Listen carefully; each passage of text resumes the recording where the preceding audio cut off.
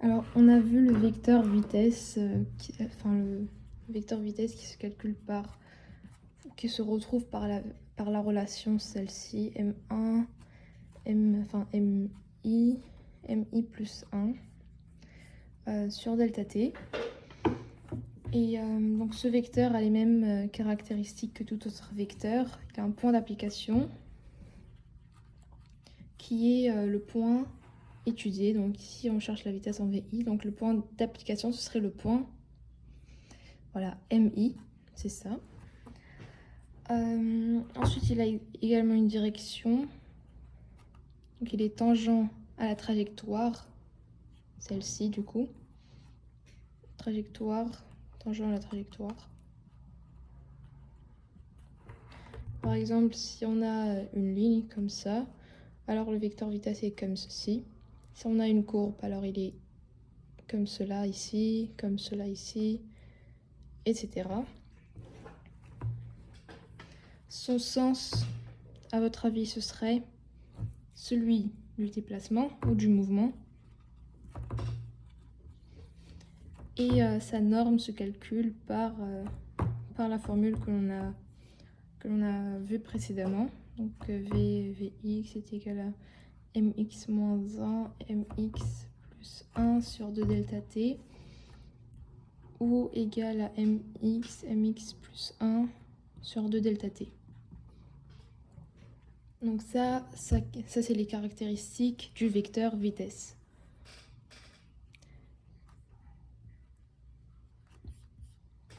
Ok, maintenant on va voir le vecteur variation de la vitesse.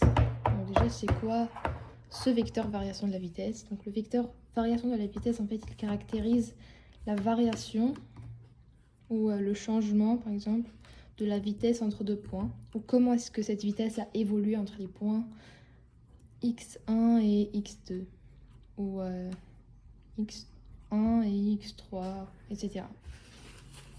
Donc en fait c'est très simple. Pour trouver le vecteur variation de la vitesse en un point, delta V1, on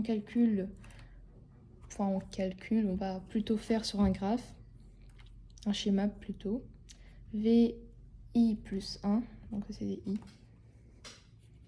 moins VI. Disons qu'on a ce mouvement-là, enfin non, c'est pas très propre, prendre ce mouvement-là. Alors on a ici le point M1, ici le point M2, ici le point M3. Alors ce qu'on va faire en fait, c'est qu'on va tracer ici le vecteur V1. On va tracer ensuite le vecteur V2. Bon, c'est pas très clair, mais ça va aller. Et après, on va tracer V1, mais à l'envers. Donc, on va tracer moins V1. On va commencer du bout de V2. On va tracer V1, moins V1, pardon. Et ensuite, on obtiendra ici, vous voyez cet espace-là, qu'on relie pour tout compléter. Et vu que V moins V1 est plus long que V2, alors on le trace du côté de V1. Mais si V2 était plus long que moins V1, alors il aurait été du côté de V2. C'est ça. Donc ça, c'est le vecteur variation de la vitesse. C'est vrai, il est petit, mais bon. Et ensuite, on aura créé une échelle. Disons 1 cm représente 5 mètres par seconde. Et qu'on a delta V est égal à 0,5 cm. Ce qui fait que la variation de la vitesse a une valeur de 2,5 mètres par seconde. Vu qu'on divise par 2. Enfin, oui. Voilà. Pour le vecteur variation de la vitesse. Alors, il existe une relation qui relie la somme des forces extérieures ou la résultante des forces au vecteur variation de la vitesse. Mais d'abord, on va voir ce qu'est la somme des forces extérieures. Donc on a un objet qui est, disons, sur une surface plate.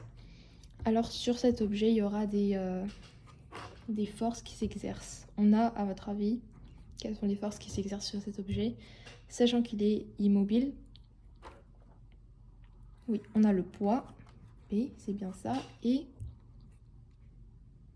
la réaction normale, comme vous l'avez bien dit. Alors ça, c'est les deux forces qui s'exercent sur cet objet, mais parfois il peut en avoir d'autres. Il peut y avoir, disons, peu importe ce que c'est maintenant. Ici, les forces de frottement par exemple. Et toutes ces forces en fait se notent somme. Ça c'est le symbole de la somme des forces extérieures exercées sur l'objet. Et donc en fait c'est simplement la force, enfin la somme vectorielle de toutes ces forces. Soit F plus P plus R plus F1. Attention, il faut bien mettre les vecteurs parce que sinon l'égalité est fausse. Et en fait, ce qu'on en déduit de la seconde loi de Newton, donc est-ce qu'on devrait revoir les lois de Newton d'abord? Bon, on va commencer par la seconde loi de Newton et ensuite on verra les autres. La seconde loi de Newton, la deuxième loi de Newton, dit que si un système de masse m est soumis à une ou plusieurs forces, alors le vecteur variation de la vitesse de ce système pendant une durée t, delta t, et la somme des forces extérieures sont reliées d'une façon approchée par la relation suivante. Somme des forces extérieures est égale à m fois delta v sur delta t, avec m en kilogrammes, delta t en secondes, et la variation de la vitesse en mètres par seconde. Ici, c'est bien sûr en newton. On peut également dire en fait que ça, vu que ce n'est pas des forces vectorielles, on peut les simplifier et les noter K. Donc on obtient la somme des forces extérieures est égale à K fois delta V. Et on remarque qu'il y a une relation, enfin que les deux vecteurs sont proportionnels, ils sont collinéaires plutôt. Et de même sens car la masse est positive, donc K aura toujours le même signe et delta V est également positif. Donc la somme des forces aura même sens. Donc si même direction et même sens. Donc la somme des forces et le vecteur variation de la vitesse ont même sens et même direction. C'est ce que dit la seconde loi de Newton. Mais ceci n'est qu'applicable que dans un référentiel bien adapté, dans une situation bien précise. C'est pour ça qu'on dit qu'ils sont reliés de façon approchée par cette relation et pas vraiment une relation stricte, sévère, je ne sais pas. Donc maintenant on va passer à la première loi de Newton, qu'on aurait dû voir en premier d'ailleurs. Mais celle-ci est plus facile que l'autre. En fait, c'est simplement, donc, on a un système, s'il est soumis à des forces qui se compensent, donc ici les forces se compensent, donc la somme des forces extérieures est égale à la réponse, voilà, vecteur nul. Alors, il est en mouvement rectiligne uniforme, son mouvement est rectiligne uniforme, ou il est au repos, c'est-à-dire qu'il est en équilibre ou qu'il est juste simplement immobile. Comme on a dit avant que la somme des forces extérieures est égale à m fois delta v sur delta t, et si ça c'est égal à 0, donc ceux-ci sont égales à 0, n'est-ce pas? Alors forcément, l'un d'entre eux est l'une des trois valeurs est nulle. Or, la masse ne peut pas être nulle. Et delta t ne peut pas être nul non plus, vu que c'est une variation de l'énergie du temps. Et d'ailleurs, on ne peut pas diviser par 0. Donc, c'est la variation de la vitesse qui est nulle également. Donc, on peut dire que si un système est soumis à des forces qui se compensent, alors il est au repos où il exécute un mouvement, il est en mouvement rectiligne uniforme et inversement. Donc si si un objet persévère dans un état, dans un mouvement rectiligne uniforme ou s'il est au repos, alors les forces qui s'exercent sur lui se compensent. Donc si je vais résumer ça en simplement un calcul,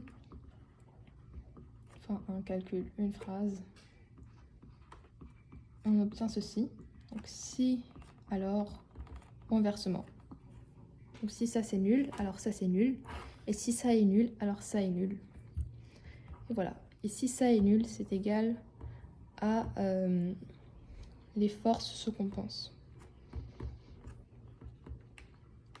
Donc ça c'est la première loi de Newton. On va maintenant voir la troisième loi de Newton. Donc c'est le principe de action-réaction. Donc si on a un corps A et un corps B en interaction, alors l'action, la force exercée par A sur B, donc F de A sur B, est égale à la force exercée par F de B sur A, est égale à F de B sur A. Mais vectoriellement, on obtient F de A sur B est égal à moins F de B sur A. C'est-à-dire que les deux forces ont même direction,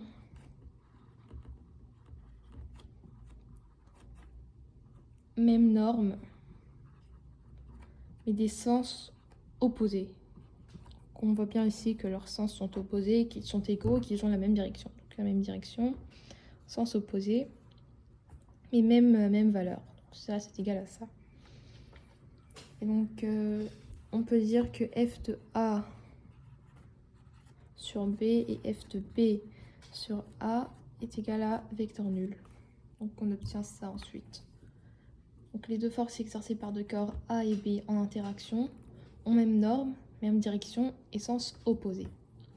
Donc, voilà les trois lois de Newton et ce qu'on devrait savoir sur le mouvement d'un corps en interaction.